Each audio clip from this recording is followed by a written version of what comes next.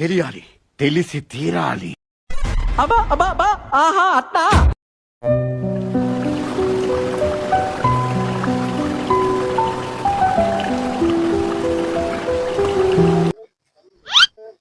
బాబు వచ్చండి సార్.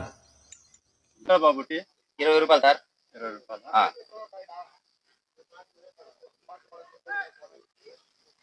బాబు దీంట్లో ఒక 100 నోటు, ఒక 20 నోటు ఉంది.